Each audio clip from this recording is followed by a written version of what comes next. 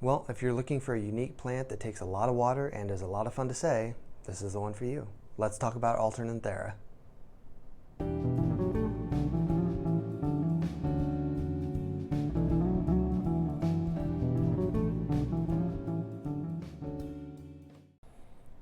What's up, fellow plant enthusiasts? My name is Dylan Bain, and this is Bain's Botanicals. Today, we're going to be talking about a unique entry in our plant care saga, Alternanthera. Alternanthera is kind of an oddball plant.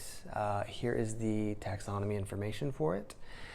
They are not very common. I mean, you can find them out there, but they're not really that sought after, I don't think, for a couple of reasons. Just to start, this one is an Alternanthera ficoidea. You may think that, oh wow, that kind of looks like crap, look at the yellow leaves, but actually the leaves are colored that way on purpose.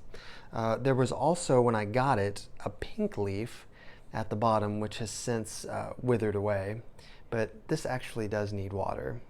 Imagine that. And then I have one that I just got the other day in kind of one of those assorted trays. If you ever go to a greenhouse and you see those trays of just assorted plants that aren't named, this is also an Alternanthera. I couldn't tell you the species off the top of my head just because I haven't looked for it. But I mean, it's a pretty cool, is that in focus? It's a pretty cool looking plant. I mean, the white kind of border, the margin on the leaves and everything, the leaves are kind of uniquely shaped. They're a little crinkled. Even this one, I know it's not looking its greatest right now, but they're just kind of unique.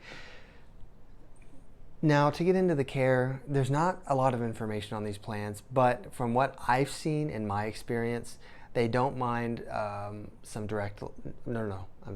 some indirect, bright indirect light. I've got mine on this middle shelf back here.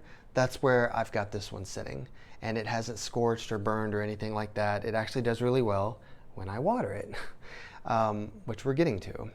I haven't tried these in low light yet. They may do well in low light, possibly. I mean, this is just one of those things where, I mean, this was only $3 or $3.49. I mean, if it dies because I didn't take care of it right, it's not that big of a loss. Sometimes with plants, you just have to buy something and experiment with it and see what works and what doesn't for you. Because everybody has unique homes, you know, as we've said before, and people have unique ways that they care for plants. So see what works for you. So far for me, the bright indirect light of a grow light and kind of sitting in front of this window has been just fine. Watering, this is the part where I think these things fall short in popularity because they take a lot of water.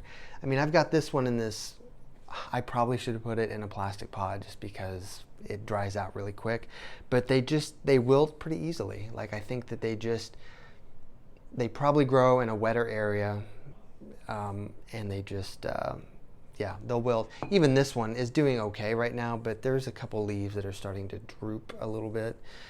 You just got to keep an eye on it. If you're somebody that just walks away from your plants for a week, week and a half, and doesn't look at them again, probably not the plant for you, because you're going to have to water this thing, depending on the pot it's in and how much soil it's in, probably going to have to water it a couple times a week. And these are also smaller. I don't know how big they get, but they're smaller, so smaller plants tend to take more water because they dry out faster. It's just kind of how it is. Soil, I've just got it in a regular houseplant soil mix, and it's doing just fine. Haven't seen any adverse effects or anything. Humidity, because they seem to be very thirsty plants, they will appreciate humidity. I, of course, have my humidifier, so it's not that big of a problem.